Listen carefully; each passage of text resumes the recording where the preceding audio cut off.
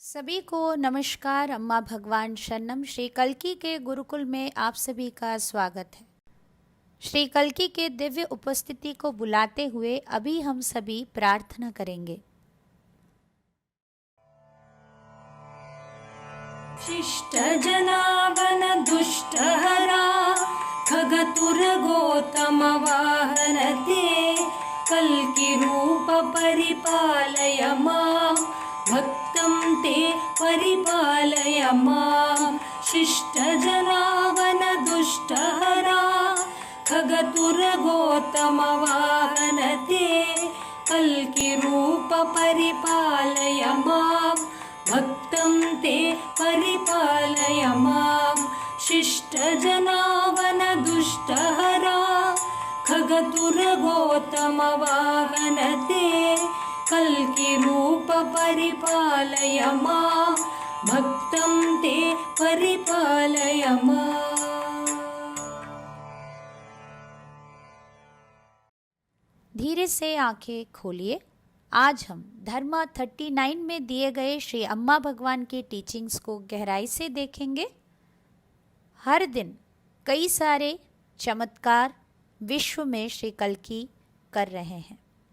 चमत्कार प्राकृतिक सिद्धांत का विरुद्धाचरण नहीं करते, वो उच्च सिद्धांतों के अनुयायी होते हैं। चमत्कार के उद्देश्य है आपके मन के चंगुल से आपको मुक्त करना। दुबई में एक भक्त के घर श्री अम्मा के हाथ पूरी तरह से फिजिकल हो गया। आप यहाँ इस श्री मूर्ति चमत्कार में देख सकते हैं। श्री भगवान जी के दिव्य वाणी को अभी हम सुनेंगे। The darker side exists for the whole humanity, not just an individual. And you must also understand that in our teaching, there is no such thing as the individual. There is just humanity. That is humanity's darker side. Because we even know how to transfer our thoughts and part of the mind from one to the other. It's all transferable. So it is all there in human consciousness. So if there is a small little village, and if a lot of people have frustration, then it could break out in one person and he could become a maniac. Now he's becoming a maniac and the rest are responsible for that. On the other hand, we put him in jail and we hang him, not realizing that we as a community made him into a maniac. So that's our understanding, Yes. We do not think of an individual as something separate. It can't exist for us. You cannot speak of an atom or the universe saying this atom is independent of the universe. That an atom does not exist. So we cannot talk of somebody as being a true individual in that sense of the term. जहाँ पूछा गया है क्या अंधेरा पक्ष व्यक्ति के लिए नहीं पूरे मानव जाति के लिए भी होता है, श्री भगवान जी ने उत्तर में इस तरह बताया। आपको हमारे टीचिंग को सही तरीके से समझना ज़रूरी है। हमारे अनुसार व्यक्ति कोई अलग नहीं है, हमारे लिए केवल मानव जाति है। जो भी अंधेरा पक्ष है वो पूरे मानव जाति का है। हमें ये भी पता है कि कैसे आपके विचार ट्रांसफ़र किया जा सकता है, कैसे मन के एक हिस्से को एक व्यक्ति से दूसरे व्यक्ति में ट्रांसफ़र किया जा सकता है। सब कुछ ही ट्रांसफ़र किया जा सकता है क्योंकि सब कुछ मानव चैतन्य में ही स्थित है। मान लीजिए एक छोटे से गांव में बहुत सारे लोग निराश होकर जीवन को जी रहे हैं, तो वो सब एक ही व्यक्ति के अंदर उभर के बाहर आ सकता है। वो व्यक्ति पागल हो जा सकते हैं। वो व्यक्ति पागल होने के लिए उस गांव के सभी जिम्मेदार हैं। उस व्यक्ति को पागल करके आप उन्हें पागल खाने में या जेल में उसके कारनामों के लिए उसको आप मृत्युदंड भी दे सकते हैं, किंतु वो व्यक्ति वैसे हो जाने के लिए पूरे समाज जिम्मेदार है। इसी दृष्टि से हम सब कुछ देखते हैं। हम कभी भी व्यक्ति को अलग करके नहीं देखते हैं। हमारे लिए व्यक्ति अलग से है ही नहीं। आप इस विश्व में एक परमाणु को अलग हिस्से के रूप में बात नहीं कर सकते। ऐसे अलग परमाणु अस्तित्व में है ही नहीं। वैसे स्वच्छ व्यक्ति करके कोई भी नहीं है। हर एक व्यक्ति में ये अंधेरा पक्ष भी है। जीवन मुक्ति पाए हुए व्यक्ति कैसे जीवन को जीते हैं, श्री भगवान जी से सुनेंगे। The awakened one is transparent. The unawakened one is not transparent. मुक्ति पाए हुए व्यक्ति स्वच्छ है, मुक्ति ना पाने की अवस्था में व्यक्ति अस्वच्छ है। मुक्ति पाए हुए व्यक्ति में व्यक्ति करके कोई अस्तित्व अनुभव नहीं करते। उनके भीतर अपने आप को किसी भी प्रकार की इमेज के साथ प्रोजेक्ट करने की ज़रूरत नहीं होता, ना ही वो अपने इमेज को डिफेंड करते हैं, अपने आप को रक्षा करने की कोशिश करते हैं। वहाँ पर मैनिपुलेट करने की, किसी भी प्रकार की मिलावट या किसी भी प्रकार की हेर फेर की ज़रूरत ही नहीं। वो जैसे हैं वैसे ही होते हैं, इसीलिए वो स्वच्छ है। मुक्ति ना पाने के अवस्था में व्यक्ति के भीतर मैं की भाव, अलगाव की भाव होने के वजह से वो अपने आप के बारे में हमेशा एक अच्छा इमेज प्रक्षेपण करने की कोशिश में लगे रहते हैं और इस इमेज को हमेशा प्रोटेक्ट करने की, डिफेंड करने की एक कोशिश भी करते रहते हैं। वो हमेशा दूसरों को प्रसन्न रखने की कोशिश करते हैं, दूसरों को तुच्छ दृष्टि से देखते हैं। अपने असलियत के बारे में वो पूर्ण रूप से अनभिज्ञ है, इसीलिए वो दूसरों के साथ भी ट्रांसपेरेंट, स्वच्छ नहीं है। मुक्ति ना पाने के व्यक्ति, मान लीजिए उनके ऑफिस में जो भी काम दिया जा रहा है, उनके मैनेजर जो भी बता रहे हैं वो सब कुछ कर रहे हैं, उनको थोड़ा संघर्ष करना भी पड़ रहा है तो भी वो एक्स्ट्रा काम कर ही रहे हैं। कभी कभार मैनेजर जब नहीं देखते हैं या नहीं होते हैं, वो अपने सबॉर्डिनेट्स के ऊपर पूरा काम थोप कर उनसे भी काम करवा लेते हैं।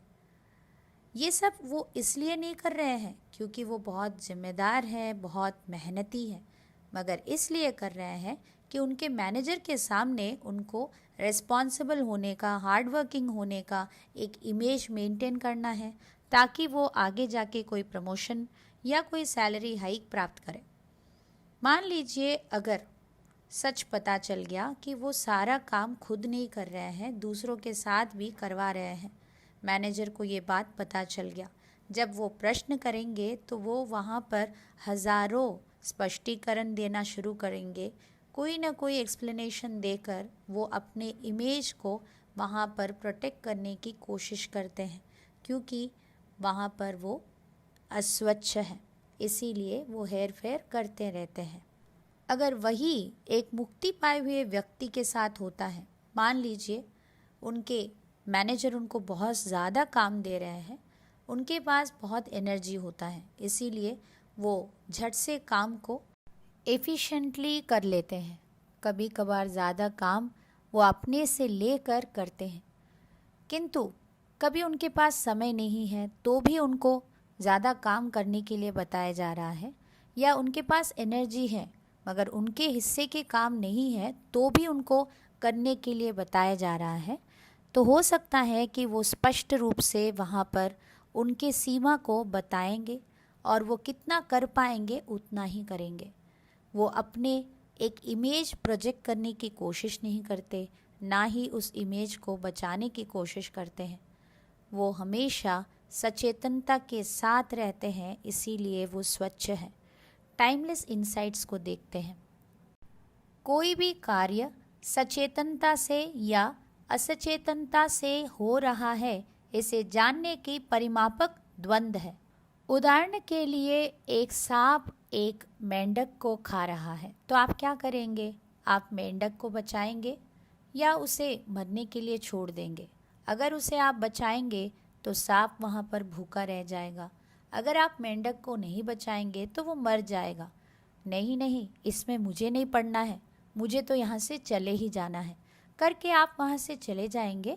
अगर आप उसे उपेक्षित करके चले भी जाते हैं या मेंढक को आप मदद करते हैं या सांप को मदद करते हैं, कोई भी कार्य सही कार्य तभी होगा जब आप पूर्ण सचेतनता के साथ उस कार्य को करते हैं। जब कार्य को सचेतनता के साथ किया जाता है तब वहाँ पर किसी भी प्रकार के नकारात्मक कर्म आप अर्जन नहीं करते। किंतु हम कैसे जाने कि हमने कार्य को सचेतनता के साथ किया है या नहीं? आपके भीतर की दुविधा आपको ये बताएगा कि आपने उस कार्य को सचेत होकर किया है या नहीं किया है। अगर कार्य करने के पहले दुविधा है, करते हुए दुविधा है, करने के बाद भी दुविधा है, इसका मतलब वहाँ पर सचेतनता नहीं है। अगर कार्य को निभाने के समय पर आपके भीतर किसी भी प्रकार के द्वंद्व या दुविधा नहीं है, तो आप उस कार्य को पूर्ण सचेतनता के साथ किए हैं। श्री भगवान के अगले टीचिंग को देखते हैं। जिसमें उन्नति नहीं लाया जा सकता उसे स्वीकार कीजिए, जिसमें उन्नति लाया जा सकता है उसमें उन्नति लाएं। मान लीजिए आप गोरे नहीं दिखते, आपकी सांवले त्वचा को आप बदल नहीं सकते, तो वहाँ पर आपको उसे स्वीकारना होगा। अगर आप अपने त्वचा को और सुंदर बनाने के लिए अच्छा खाना खाकर, अच्छे से पानी पीकर आपके त्वचा को और अच्छा आप ग्लो कराना चाहते हैं तो ज़रूर वैसे कीजिए। मान लीजिए आपके ऑफिस में एक टफ मैनेजर हैं जो बात बात में गुस्सा करते हैं और उनकी भाषा भी ठीक नहीं है, तो आप कंपनी के ओनर तो नहीं हैं कि उनको आप जॉब से हटा देंगे और उनके वजह से आप जॉब अगर शिफ्ट करते रहेंगे कि आपके लिए परफेक्ट बॉस कब मिलेंगे, वो भी संभव नहीं है। तो वहाँ पर आपको परिस्थिति को एक्सेप्ट करना होगा, जहाँ पर आप अपने निपुणता, कौशलता या आपके हुनर में क्या इम्प्रूवमेंट लाया जा सकता है, जहाँ पर आप अपने डिपार्टमेंट में और भी सम्मान प्राप्त करेंगे, उसके ऊपर आपको ज़रूर कार्य करना चाहिए। जीवन के हर क्षेत्र में ऐसे कुछ भाग अवश्य होंगे जो हमारे बस में नहीं है, जो हम बदल नहीं सकते। ऐसे में हमें ज़रूर उसको बेहतर करने में हमें अपने ओर से क्या योगदान देना है उसे देना है। इसीलिए जीवन में ऐसे कौन से भाग हैं जो आप बदल नहीं सकते, उसे आप एक्सेप्ट कीजिए, स्वीकारिए। जीवन में ऐसे कौन सा भाग है जिसमें आप उसको और बेहतरीन बना सकते हैं, उसके और कार्य कीजिए। अगले टीचिंग को देखेंगे। जब आप वास्तव में प्रार्थना करते हैं तो आप विचलित नहीं होते। प्रार्थना स्थिति में रहना, प्रार्थना करने की कोशिश करना दो भिन्न चीज़ें हैं। जब आप प्रार्थना करने की कोशिश करते हैं तो वहाँ पर एक प्रयत्न है, आप मानसिक रूप से अपने भगवान से कुछ बोलने की कोशिश कर रहे हैं। उस कोशिश में हो सकता है कि आप अपने समस्या के बारे में इतना चिंता में हैं कि आप सेल्फ पिटी में, डर में या गिल्ट में वहाँ समस्या को बोलते रहेंगे और वहाँ कोई कनेक्शन आप फील ही नहीं करेंगे। समस्या के समाधान के बारे में सोचते हैं किंतु आप विचलित भी हो जाते हैं। जबकि व्यक्ति प्रार्थना स्थिति में रहना चाहिए, जहाँ पर हमेशा उनके समस्या के समाधान उनके सामने रहेगा। ऐसे व्यक्ति को कितना भी शोर चारों ओर रहने दीजिए, वो विचलित नहीं होंगे। वो भीतर के या बाहर के किसी भी प्रकार के डिस्ट्रैक्शन हो, वो विचलित ना होकर प्रार्थना कर सकते हैं। अगले भाग को देखेंगे, सफलता का रहस्य। हम हमारे भाग्य के निर्माता हैं। हमारे जीवन में सबसे बड़ा गलती क्या है? हमारे जीवन के दायित्व को किसी और के सिर के ऊपर डाल देना। जीवन में असफल वही होंगे जो अपने भीतर त्रुटिपूर्ण मनोवृत्ति के साथ अपने जीवन के परिस्थितियों के लिए किसी और को दोषी ठहराते रहेंगे। उदाहरण के लिए, आपके डिपार्टमेंट में आपको प्रमोशन नहीं मिल रहा है तो आप बोलेंगे कि ये सब मेरे पिताजी के वजह से हो रहा है। आपके पिताजी ने क्या किया? आपके प्रमोशन के लिए वो कैसे जिम्मेदार है? वो तो 10 साल के पहले गुजर चुके हैं और अभी आप 40 साल के हैं। नहीं, वो मुझे अगर अच्छे स्कूल में पढ़ाते तो मैं बहुत जल्दी ऊपर उठ जाता। मैं बहुत छोटे स्कूल में पढ़ाई किया, इसीलिए मुझे जो चीज़ें बताया जाता है बस मैं उतना ही करता हूँ, उससे ज़्यादा क्रिएटिव मैं नहीं हो पाता हूँ। अगर यह सच है, अब्दुल कलाम के जैसे महान व्यक्ति इतने छोटे से स्कूल में पढ़ाई करके कैसे उतने ऊंचे स्तर पे पहुँचे? समस्या यहाँ पर आपने कौन से स्कूल में पढ़ाई किया, आपने क्या पढ़ाई किया नहीं, बल्कि दूसरों को दोष देने का मनोवृत्ति। अगर ये एटीट्यूड रहेगा तो आप देश के बेहतरीन स्कूल में पढ़ाई करके भी आप अपने जीवन में सफल नहीं होने के लिए कोई नया बहाना ढूंढ ही लेंगे। याद रखें, जीवन में सफल ना होने के लिए हम जो भी बहाना बता रहे हैं वो हमारा एक लिमिटिंग बिलीफ है, वो हमारा एक सीमित मान्यता है। अपने आप को ऊपर उठाने के लिए हायर स्टैंडर्ड्स रखना चाहिए। आप अपने भीतर की नेगेटिव बिलीफ्स को पहचानिए और सही चेष्टा करते हुए आप अपने लक्ष्य को ज़रूर हासिल कर सकते हैं। भगवान उन्हीं को मदद कर सकते हैं जो स्वयं को मदद करने के लिए इच्छुक हैं। अनुग्रह के साथ आपके सपने ज़रूर साकार हो पाएंगे। आंखें बंद कीजिए और अपने आप को बताना शुरू कीजिए, I am the architect of my destiny. मैं मेरे भाग्य का निर्माता हूँ, मैं मेरे भाग्य का निर्माता हूँ, मैं मेरे भाग्य का निर्माता हूँ। कुछ समय के लिए यह वाक्य को आप अपने आप को दोहराते रहिए।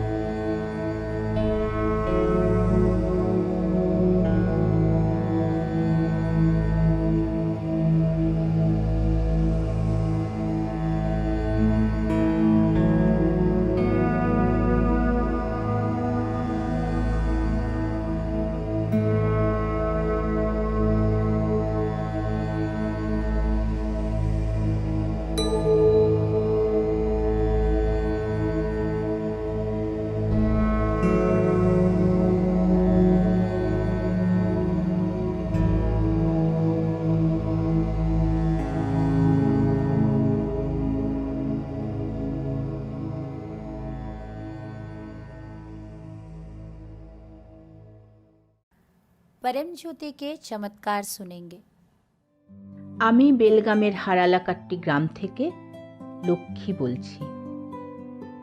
আমার শাশুড়ি মা 100 বছর বেঁচে ছিলেন। বয়স অনুসারে তিনি বেশ শক্তপোক্ত এবং স্বাস্থ্যবতী ছিলেন। তিনি প্রতিদিন 3 বার করে নিয়মিত মূলমন্ত্র জপ করতেন। কিছুদিন আগে মূলমন্ত্র জপ করে রাতে তিনি ঘুমোতে যান এবং সকালে তিনি শেষ নিঃশ্বাস ত্যাগ করেন। হাতে জপের মালা সহ মুদিত নয়নে তাঁর মৃতদেহ অত্যন্ত প্রশান্ত দেখাচ্ছিল। গতকাল ৭৪,০০০ দীক্ষা প্রক্রিয়া চলাকালীন তাকে আমি শ্রী আম্মা এবং শ্রী ভগবানের সাথে আমাদের বাড়িতে প্রবেশ করতে দেখি। বাড়িতে প্রবেশ করে তিনি বাড়ির ছোটদের সঙ্গে বিছানায় বসেন। আমি তাকে বলি যে আমি তার সঙ্গে যেতে চাই। আমি স্পষ্ট তার কণ্ঠ শুনলাম যে তিনি বলছেন, তোমার কন্যা ছোট, তাকে তোমার দেখাশোনা করা প্রয়োজন। জীবনে তাকে সফলভাবে প্রতিষ্ঠিত হতে সাহায্য করতে হবে। কিন্তু আমি জোর দিয়ে বলি, ওর বাবা খুব বুদ্ধিমান এবং তিনি ওর দেখাশোনা করতে সক্ষম। আমি আবারও বলি যে আমি খুবই শোকাহত এবং আমি তাঁর সঙ্গে যেতে চাই। কিন্তু তিনি দৃঢ়ভাবে আমাকে প্রত্যাখ্যান করে শ্রী আম্মা এবং শ্রী ভগবানের সাথে আমাদের বাড়ি থেকে বেরিয়ে গেলেন। তাকে হারিয়ে আমার মনের গভীর বেদনা থাকলেও আমি আশ্বস্ত হলাম এই ভেবে যে শ্রী আম্মা ও শ্রী ভগবান সর্বত্র সর্বক্ষণ তাঁর সঙ্গে রয়েছেন। আমাদের সবার সঙ্গে ইহজীবন ও মরণোত্তর জীবন উভয় ক্ষেত্রেই সঙ্গে থাকার জন্য শ্রী কল্কিকে অশেষ কৃতজ্ঞতা জানাই। जीवन में जो भी अनुग्रह हमने प्राप्त किया उसे बार बार याद करते हुए ईश्वर को कृतज्ञता व्यक्त कीजिए, तभी आपके जीवन में चमत्कार और भी होने लगेंगे। अभी आप प्रार्थना करेंगे श्री कल्की से कि वो आपको मदद करें। जो भी ज्ञान आपने प्राप्त किया वो आपके लिए व्यक्तिगत रियलाइजेशन बनने के लिए अनुरोध कीजिए। शिष्टजनावन दुष्टहरा खगतुरगोतमवाहन ते कल्किरूप परिपालय मां भक्तं ते परिपालय मां। शिष्टजनावन दुष्टहरा खगतुरगोतमवाहन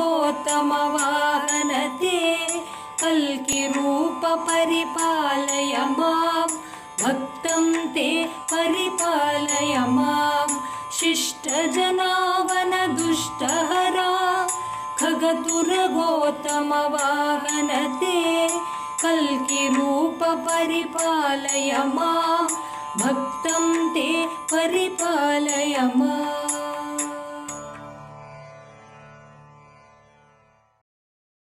कल्की के साथ कोई भी एक रिश्ता रखते हुए कल्की चैतन्य आपको अनुभव कराने के लिए इस भक्ति संकीर्तन में भाग लेते हुए प्रार्थना कीजिए।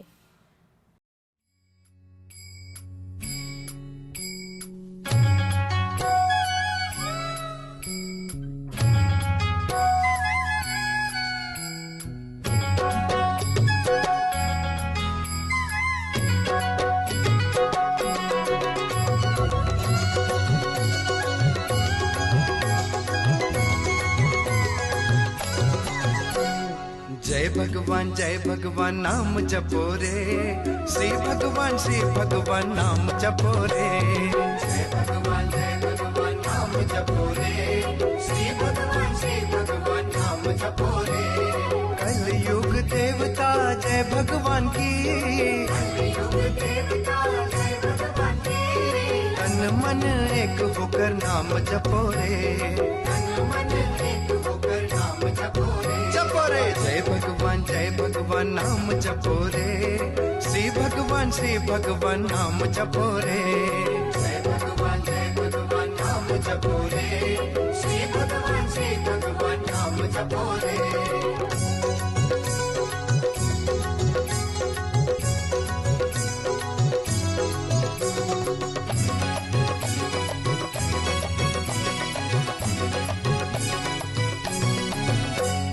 जगत के रखवाले जय भगवान की, जगत के रखवाले जय भगवान की। शरण में आकर नाम जपो रे, शरण में आकर नाम जपो रे। एक नाम सत्य नाम जय भगवान की। सभी को नमस्कार। अम्मा भगवान शरणम।